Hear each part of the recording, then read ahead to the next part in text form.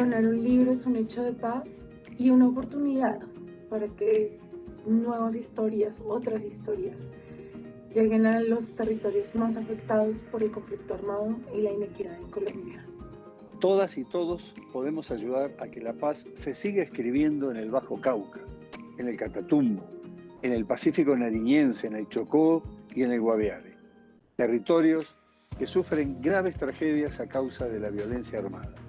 Únete y dona un libro nuevo o en perfecto estado para que el poder transformador de la lectura llegue a los niños y niñas, jóvenes y adultos de las zonas que más lo necesitan.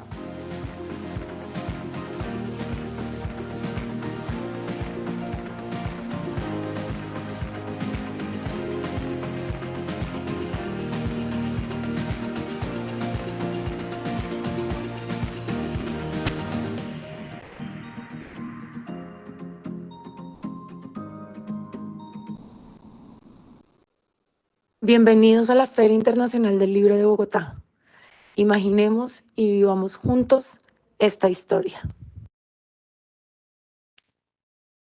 Muy buenos días para toda la audiencia que se conecta en esta hermosa mañana a la Feria del Libro y los eventos organizados por diferentes editoriales y amantes de la literatura. Hoy tenemos una nueva cita. Mi nombre es Sara Usuga y desde la Sociedad Bíblica Colombiana agradecemos este espacio que nos brinda Filbo 2021 de manera digital. En el transcurso de estas 2 semanas hemos traído a ustedes diferentes conferencias especiales con temas para la familia, con temas para los jóvenes y también la sociedad. Y hoy culminamos nuestra participación con una conversación muy especial por medio de una invitada que tenemos desde Ecuador. Y les invitamos por favor a participar a través del chat de la sala C, a que generen sus preguntas porque tendremos un espacio para solucionarlas. Hay un llamado muy especial a la sensibilidad ante la pérdida y como entidad dedicada a transformar vidas a través de la Biblia, sabemos que es pertinente brindar esas herramientas útiles que permitan enfrentar el dolor. Es por eso que hoy como cierre llegamos hasta ustedes con el tema Murió mi ser querido, murió algo dentro de mí, a través de la psicóloga y coordinadora de Trauma Healing en Ecuador, Tecris Cornejo. Tecris, es un gusto compartir contigo este espacio. Agradecemos de corazón que hayas aceptado esta invitación y quiero dejarte a continuación con toda la audiencia para que expongas este gran tema. Gracias, Sara. Muy buenos días. Bendiciones para ti y para todos. Qué maravilloso que podamos tener la oportunidad de estar en el marco de una feria del libro virtual como la nueva cultura que estamos desarrollando en medio de esta pandemia. Y a propósito de la pandemia, sabemos que uno de los saldos más terribles que nos ha dejado es la cantidad de víctimas por este virus. Es impresionante el número de personas que han fallecido en casi todos los países, pero quizás es más terrible cuando nos damos cuenta que muchas veces al interior de una sola familia han muerto varios miembros. Y sin duda, la muerte es algo con lo que no sabemos muy bien cómo lidiar. Es algo que es parte de la vida, pero que como humanos no entendemos mucho. Así que me gustaría hoy conversar con ustedes acerca de este tema. ¿Murió mi ser querido? ¿Murió algo dentro de mí? Voy a pasar entonces a compartir con ustedes una pequeña presentación para que podamos ir dilucidando el tema, irlo desglosando poco a poco y comprender un poquito más este fenómeno que, como decía, si bien es cierto, es natural, es normal, pero no estamos generalmente equipados con esto. Y lo primero que me gustaría que pensemos, reflexionemos, es cuáles son las áreas de mi vida que se ven afectadas con una muerte. Nosotros como cristianos entendemos al ser humano como una entidad que tiene tres ámbitos: un ámbito físico, un ámbito mental o psicológico y un ámbito espiritual. Y sin duda, cuando nos enfrentamos a una situación traumática, como es la muerte de alguien cercano, estas tres áreas se ven profundamente impactadas. ¿Qué implica para nosotros la muerte? ¿Qué sentimos o qué cosas experimentamos cuando tenemos que enfrentarnos a esto? Y la primera, tal vez la primera palabra que nos viene a la mente es el tema de la pérdida. Hemos perdido a un ser querido, hemos perdido a alguien cercano. Esta pérdida implica para nosotros un profundo dolor. Y este dolor quizás es lo más evidente en esto de las diferentes áreas del ser humano, porque los que hemos experimentado una pérdida de alguien cercano, sabemos que es un dolor tan profundo que lo podemos sentir de manera física. Podemos sentir una suerte de vacío, un dolor a veces punzante y que podemos ubicarlo a veces en el pecho, a veces en el estómago. Y esto no es más que la expresión física de ese dolor emocional y espiritual que hemos o que atravesamos. Una muerte también nos deja un profundo desconcierto. Y esto es algo particular o algo curioso, porque aun cuando se trata de la muerte de una persona que ya es muy adulta y que tal vez haya tenido que pasar por un largo proceso de enfermedad, no estamos nunca preparados para la muerte. Los médicos por lo general nos dicen, le queda tanto de vida, es posible que tengamos un desenlace fatal, pero el ser humano siempre alberga por allí una pequeña esperanza de que la persona permanezca con vida. Así que cuando nos enfrentamos en el momento exacto en que nos enteramos de la muerte, es un desconcierto, es algo que no sabemos cómo manejar. Y más adelante vamos a hablar de las emociones y la repercusión que tiene. Pero es como que de momento nos quitaran el piso o el techo se nos viniera encima. Y eso nos deja incluso desorientados. Sentimos también ese vacío, sentimos esa ausencia. La muerte implica esa despedida y las despedidas generalmente son dolorosas, sobre todo cuando tenemos presente que es una despedida para siempre, que ya no es como cuando alguien parte de viaje o alguien se va o se muda de ciudad, que sabemos que puede estar al alcance de una llamada o de una visita, sino que ya no vamos a tener más ninguna otra oportunidad de relacionarnos con esta persona. Y finalmente, la muerte implica un fin de la vida de la persona, pero también un fin de nuestra relación con ellos o con ella. Y además nos recuerda nuestro propio fin. Es como que nos confronta con esa realidad a la que siempre estamos tratando de omitir, de ocultar. Cuando atravesamos entonces por la muerte de algún ser querido, sufrimos varias pérdidas. Lo más, lo más obvio, quizás lo más evidente, es que hemos perdido a esa persona. Pero como decía, otra cosa importante que se pierde es ese vínculo, esa relación, esa conversación, ese saber que la persona está allí y que yo estoy allí para esa persona. Los seres humanos somos seres sociales por naturaleza. Nosotros fuimos creados para vivir en relación. Y cuando perdemos una de estas relaciones, de estos vínculos significativos, eso nos descoloca, eso afecta todas las áreas de nuestra vida. Perdemos también la compañía, es decir, la presencia y todo lo que esa persona nos brinda. Y, y eso que nos brinda es lo que hice reflejar allí como recursos. Perdemos recursos, a veces puede ser que si perdimos a la persona que nos ayuda en el sustento, perdemos también recursos económicos, financieros. Pero normalmente perdemos recursos emocionales.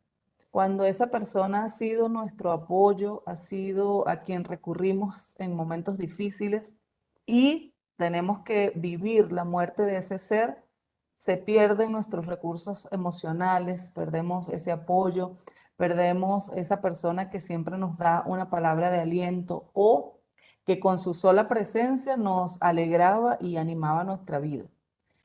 Puede ser que la muerte también implique una pérdida de oportunidades, una pérdida de esa posibilidad de vivir otros momentos con esa persona. Y sabemos que una pérdida es significativa cuando eso que perdemos o esa persona que perdimos formaba parte de mi propia identidad.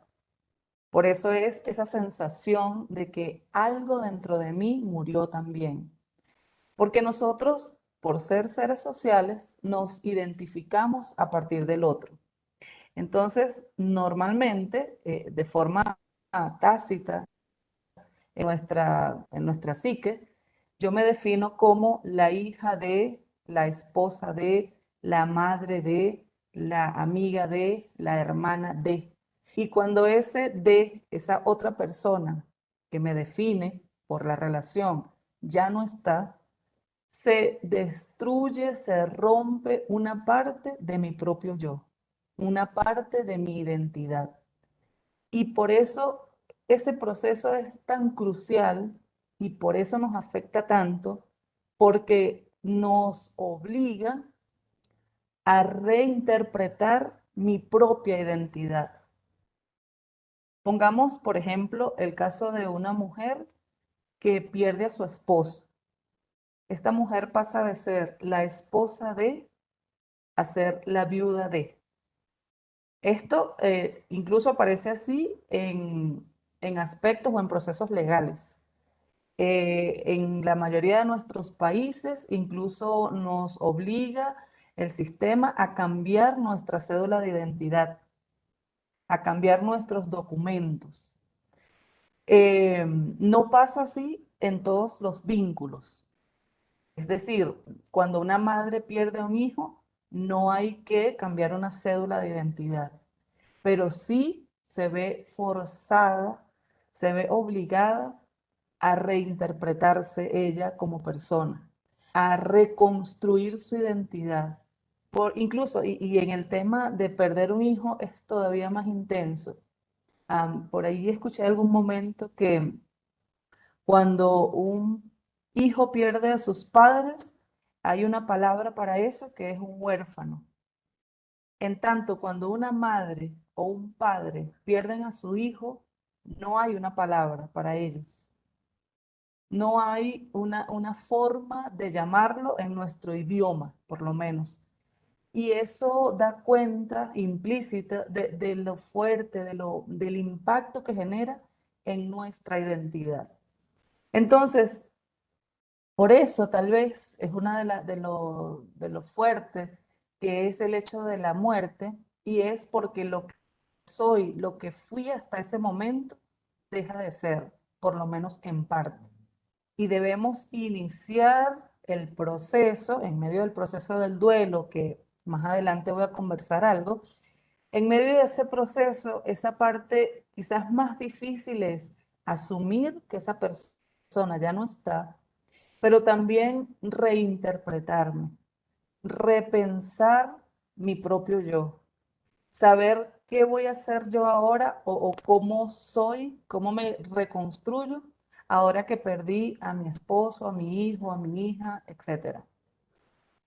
Por eso la muerte tiene tanto impacto en nuestras vidas. Por eso no es, a veces quizás nos mostramos indolentes, tratamos de ser o somos muy duros con el dolor del otro o con el dolor propio, porque a veces también queremos hacernos los fuertes o las fuertes y pensar que no, mira, sí, está bien, ya murió, pero la vida continúa.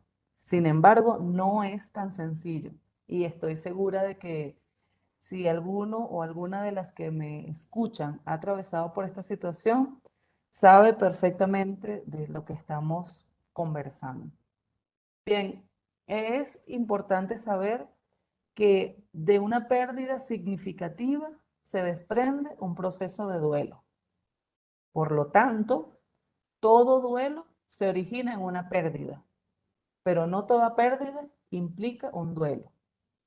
Es decir, obviamente no es igual perder un ser querido o perder un empleo, por ejemplo, o perder, que podemos perder dinero o perder una propiedad.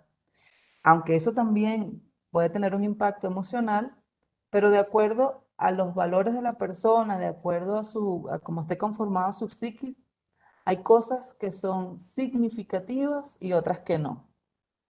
Y aquí quiero aprovechar el paréntesis.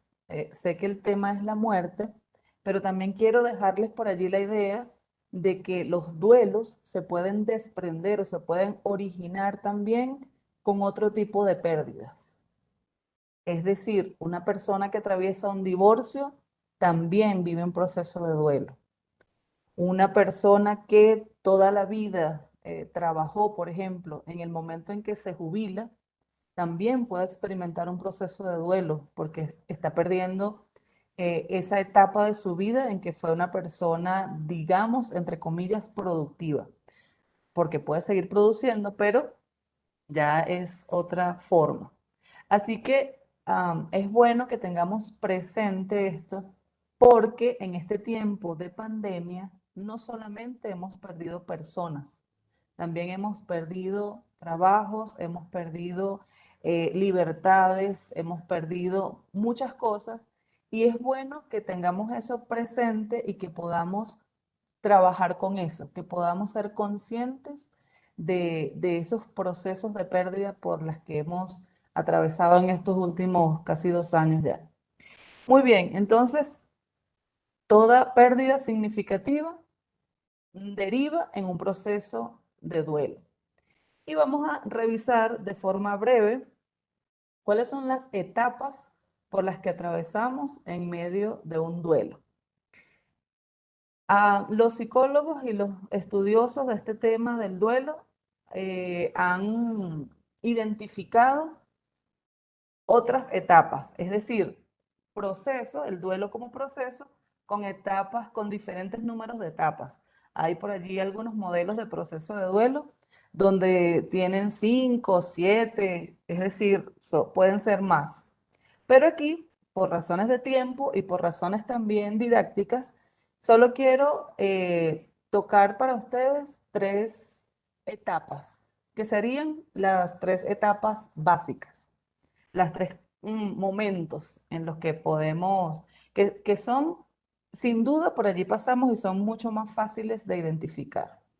Así que un primer momento es ese momento de negación y de ira o de rabia. Seguramente, si alguno de ustedes ha atravesado por ese momento en el que te dan la primera noticia, sobre todo si la noticia es inesperada, en que alguien, un ser querido, un ser muy cercano, murió, pongamos, en un accidente de alguna manera violenta, probablemente logren identificar que el primer chispazo emocional que sentimos es la negación, es el decir, no es cierto, no lo puedo creer, esto no pasó, esto no es verdad, y uno escucha cosas como, siento que estoy dormida y que esto es una pesadilla y que voy a despertar. Y esa negación viene por lo general acompañada de la ira, de la rabia. A veces podemos sentir, en el momento puede ser como ilógico, y cuando lo analizamos parece que fuese un tanto irracional, pero probablemente hayan experimentado, los que pasaron por allí y que pueden referir su testimonio, hayan experimentado ese momento de rabia con la persona que murió. Es decir, supongamos que murió en un accidente de tránsito y una rabia como automática y sin control, donde pensamos, pero ¿por qué saliste de noche con el carro? Pero no te dije que, o sea, ¿cuántas veces no le dijimos que no estuviese manejando y tomando licor? O no tenía por qué ir por esa vía. Es decir, es como que lo primero que sale de forma instintiva es una rabia. Una rabia que luego podemos focalizar en nosotros o en algún otro al cual le atribuimos la culpa de no haber cuidado a esa persona, de no haber tomado todas las previsiones necesarias para que no ocurriera el incidente. Y pasamos por ese proceso de culparnos nosotros, culpar al otro, culpar al difunto, pero nos movemos entre negación y rabia, negación e ira. Hay una segunda etapa, perdón, es importante saber que esta primera etapa puede durar, dicen los expertos, de 1 a 3 meses. Pero quiero decirles también que los tiempos que voy a nombrar acá son tiempos relativos, porque pueden ser diferentes de cada persona a otra, porque sabemos que los seres humanos todos somos distintos y tenemos diferentes formas de procesar nuestros duelos. Bueno, una vez que hemos pasado por voy a pasar la diapositiva para que lo veamos de esta forma más gráfica. Fíjense que tenemos allí en primer término el evento de la crisis, que es esto que está acá como en forma de estrella de muchas puntas. Es cuando ocurre la muerte, por ejemplo. Si pensáramos en el duelo como un viaje, como un recorrido, entonces el primer lugar donde podemos estacionarnos o esa primera aldea, esa primera etapa, es la negación y la ira, donde están las emociones que ya describí y más o menos ese lapso de tiempo. Después pasamos a una fase 2, que en este gráfico se identifica como aldea número 2, y es ese proceso en el que ya asimilamos la pérdida. Es cuando ya la muerte de esa persona forma parte de nuestra realidad. Ya dejamos de negarlo, ya lo asumimos o lo aceptamos. No significa esto para nada que dejó de doler. Solo significa que nuestra mente está procesando el hecho de que esta persona ya no va a estar. Y esto trae a nuestras vidas una profunda desesperanza. Es quizás la característica de esta etapa. Es cuando, como nuestra identidad se vio afectada, nuestro vínculo se vio fracturado, entonces no sabemos qué vamos a hacer con nuestra vida, pero además hay esa sensación de no querer hacer absolutamente nada, de quedar en una cierta inmovilidad a nivel emocional, tratando de no sentir o quizás buscando cosas que puedan tapar o que puedan distraernos de ese dolor. Esa es la etapa más larga del proceso del duelo. Los expertos dicen que podemos pasar allí de 6 meses a 1 año y medio.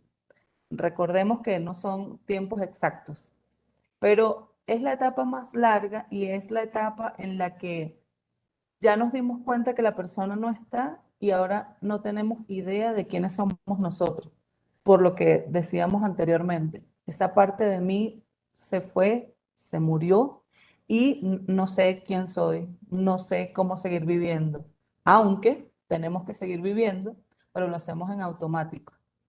Quizás, fíjense que como es ya después de los 2, 3 meses de que ha ocurrido el evento, nos corresponde tal vez reincorporarnos al trabajo, retomar la dinámica familiar.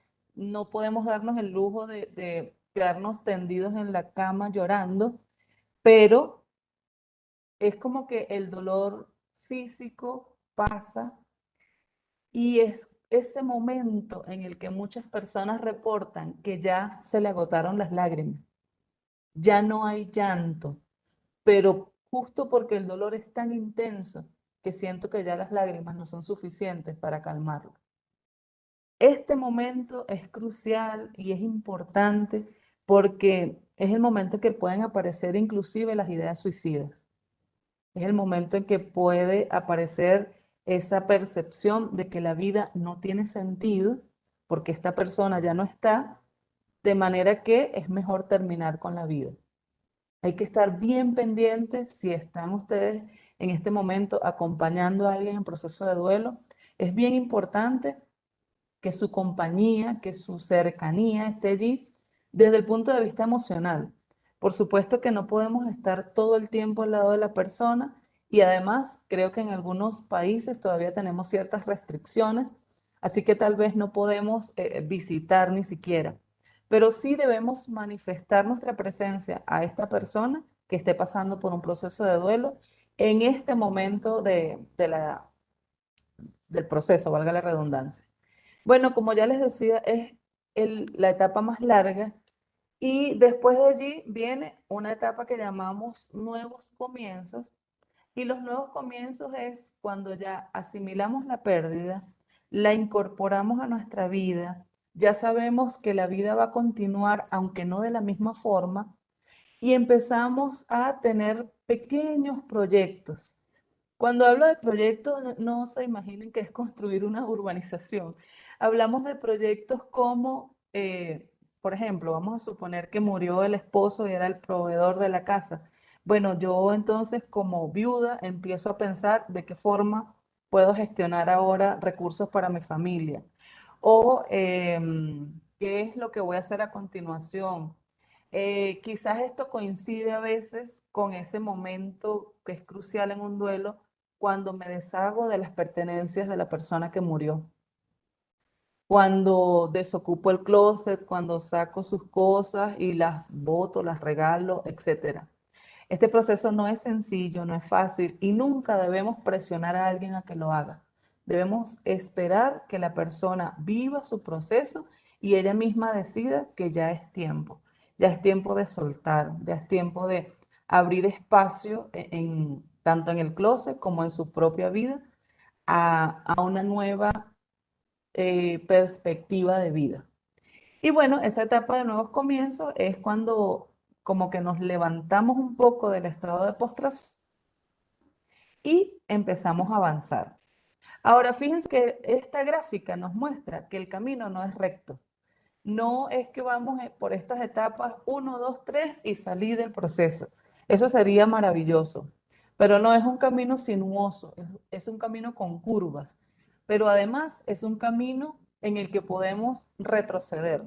Puede ocurrir que estemos en la etapa de nuevos comienzos y llegue, por ejemplo, la fecha de cumpleaños de esa persona o el aniversario de su muerte. Eso nos regresa en automático a la aldea número 1. Eso nos remueve otra vez el dolor, altera otra vez nuestras emociones.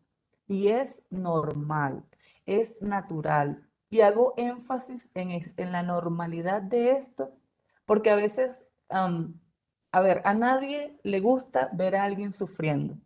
Y cuando un amigo o un familiar está pasando por un duelo, si nosotros pudiéramos cargarlo o abrazarlo para que pasara lo más pronto posible de allí, lo hiciéramos, pero no hay forma de hacer eso.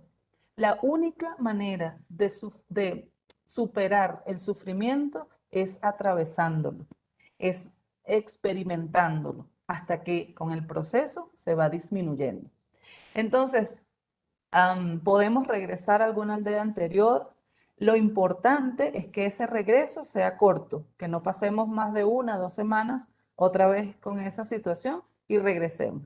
Y finalmente, hay algo acá en la gráfica que quiero llamar su atención y es eso que dice puente falso, porque el puente falso es cuando hacemos alguna cosa para tratar de evitar el dolor y queremos ir del punto 1 a nuevos comienzos, sin experimentar nada, sin vivir nuestro proceso. Es muy gráfico esto cuando, por ejemplo, tenemos una ruptura de pareja y ya queremos salir con alguien el siguiente día. Eso es un puente falso que tomamos.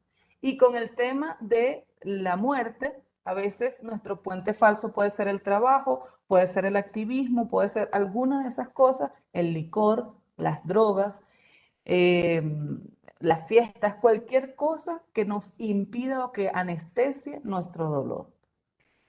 Las recomendaciones para un proceso de duelo serían, en primer lugar, permitirse experimentar el dolor, reconocerlo y experimentarlo. En segundo lugar, hay que buscar la forma de expresarlo de manera sana, con llanto, con escritura, hablando con alguien de lo que pasó, haciendo algo que le permita sacar las emociones de su pecho y colocarlas afuera. Respete su propio proceso y si es el de otra persona, respételo de igual forma, reconozca que ya usted no es la misma persona, porque algo cambió en el momento de esa muerte. busque ayuda sin sentir ningún tipo de vergüenza, porque los seres humanos necesitamos acompañamiento en estos procesos. Y finalmente, y lo más importante, lleve su dolor a la cruz. Solo el Señor, solo nuestro Dios, conoce la intensidad de su dolor y dice la Biblia en ese texto que coloco allí, que verdaderamente Él soportó todos nuestros sufrimientos y cargó con nuestros dolores. Así que en Él, en Dios, por medio de la fe, podemos nosotros poner nuestro dolor para que Él nos ayude a procesarlo. Esto lo puede hacer orando, escribiéndole una carta al Señor, conversando con alguien acerca del tema, pero busque el refugio y el acompañamiento necesario en Dios y en otras personas. Y ahora dejo hasta acá esto por si hay alguna inquietud, alguna pregunta o algo que podamos comentar. Gracias, Tecris. Nosotros estamos mirando el chat y si tenemos una pregunta de Sebastián Ávila y nos dice, buenos días, una pregunta, ¿cuál sería la mejor manera de afrontar una pérdida para una persona que sufre de problemas mentales? Gracias, Sara, y gracias a la persona que pregunta. Esto va a depender del tipo de problemas mentales y del tipo de persona, pero algo que nunca va a sobrar, algo que va a ser necesario en todos los casos, es el acompañamiento. Por una parte, buscar ayuda profesional en caso de que el tiempo de duelo sea más largo de lo establecido y tener y brindar el acompañamiento a esta persona. Insisto, depende del tipo de afección o de patología que tenga, pero si tiene una patología es porque está diagnosticado y es porque debe estar con un profesional que le acompañe. Entonces, este profesional que conoce el caso debe saber o debe tener las recomendaciones adecuadas.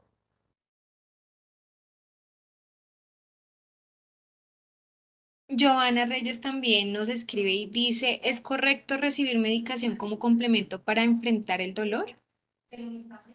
Sí, es correcto, de acuerdo al caso y siempre que este medicamento esté prescrito por un profesional. Eh, si yo no soy médico, o sea, y sobre todo si no soy médico psiquiatra, yo no puedo recomendar un medicamento. A veces caemos en el error de que, ah, mira, a mi mamá se lo recomendaron, tómate tú esto que también te va a servir, hablando de psicotrópicos.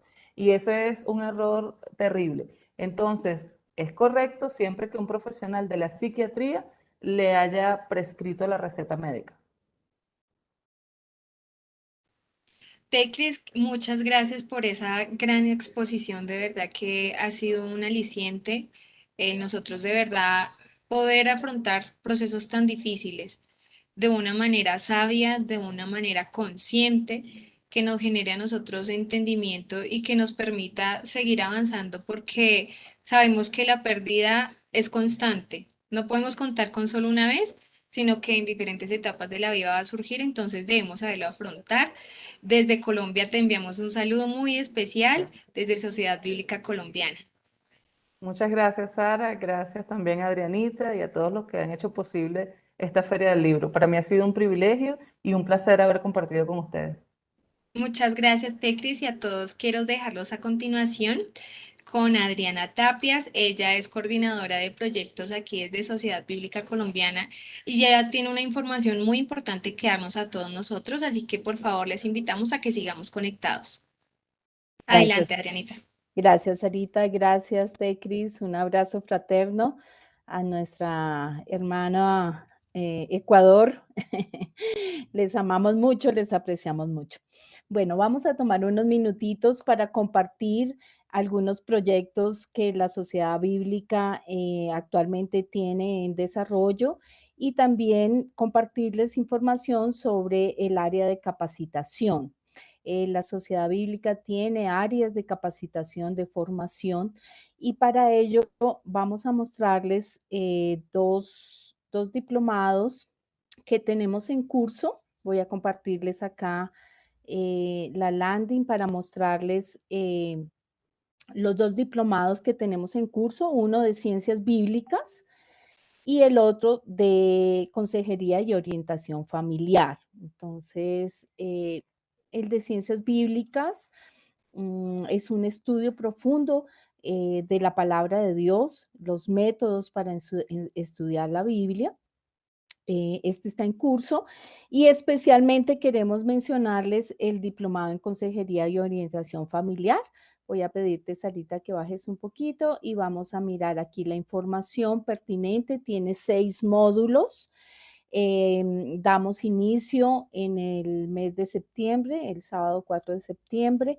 Buscamos certificar a través de este diplomado consejeros y orientadores familiares. Vamos a ver la familia como un sistema, vamos a ver la psicología del niño, del adolescente, cómo solucionar conflictos. Algo de lo que la doctora Tecris nos comentó en la charla de hoy sobre el manejo del trauma, de la pérdida, eh, tema muy relevante en este momento y también cómo resolver conflictos intrafamiliares.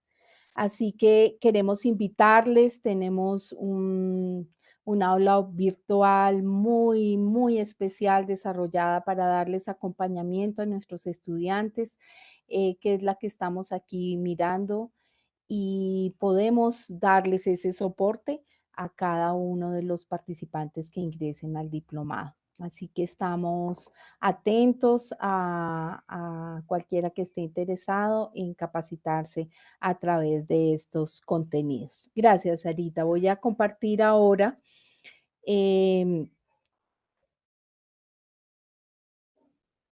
algo sobre los proyectos. La Sociedad Bíblica Colombiana maneja varios proyectos.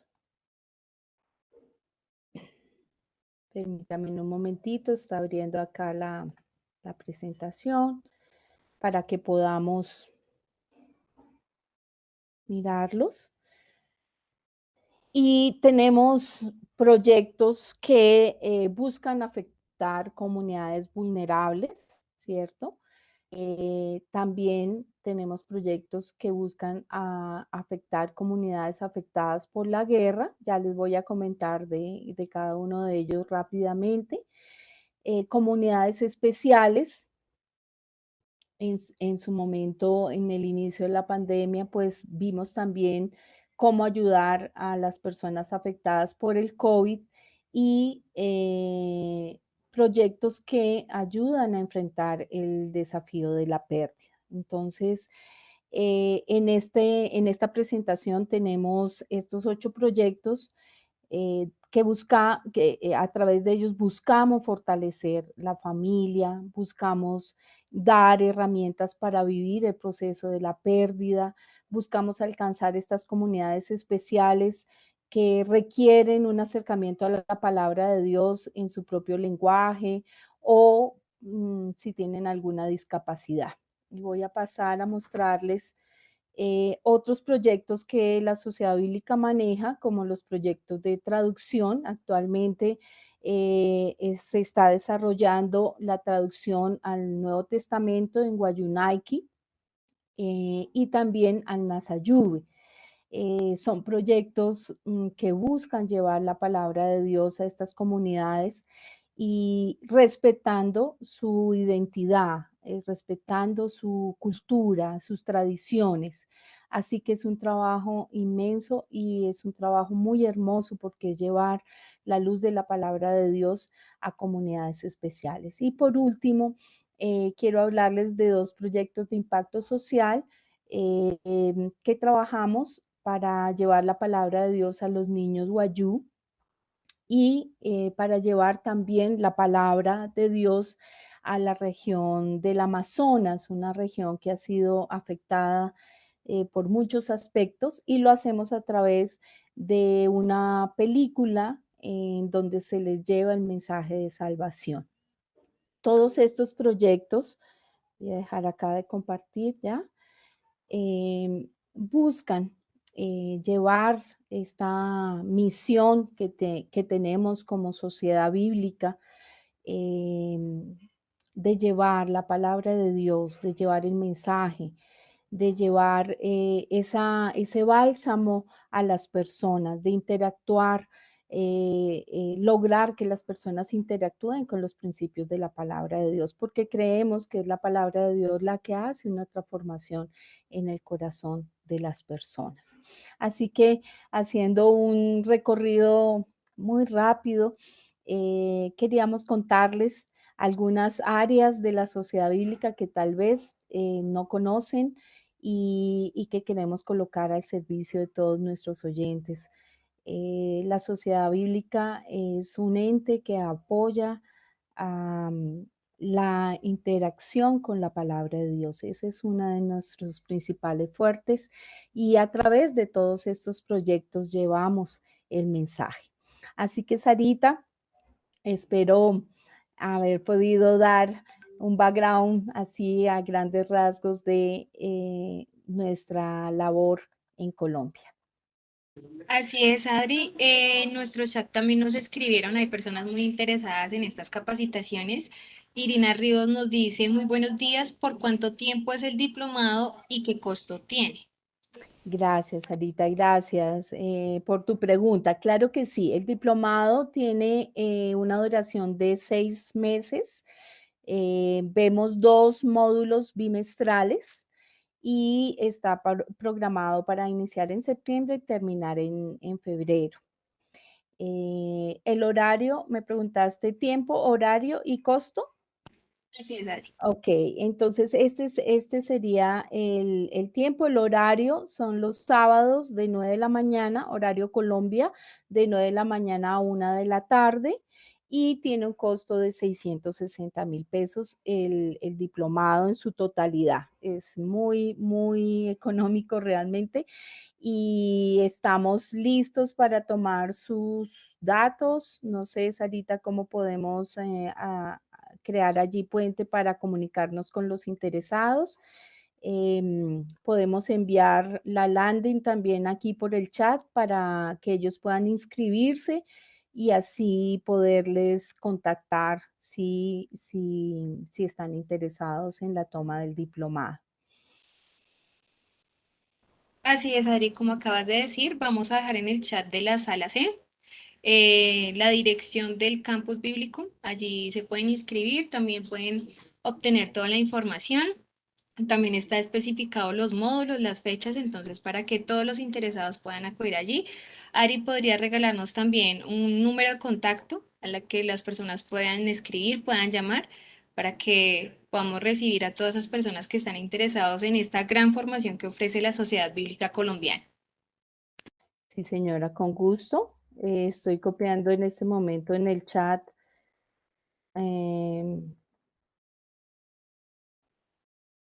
el contacto, te lo envié a ti y ya lo estoy enviando al general. A todas las para- personas que también están en nuestra transmisión de Facebook, también vamos a contar allí la información para que ustedes estén atentos, para que ustedes puedan también participar. En nuestras redes sociales también estamos atentos a la comunicación. Nos encontramos en Instagram, también en Facebook como Sociedad Bíblica Colombiana, así que todos estamos atentos para recibirlos. Ujú.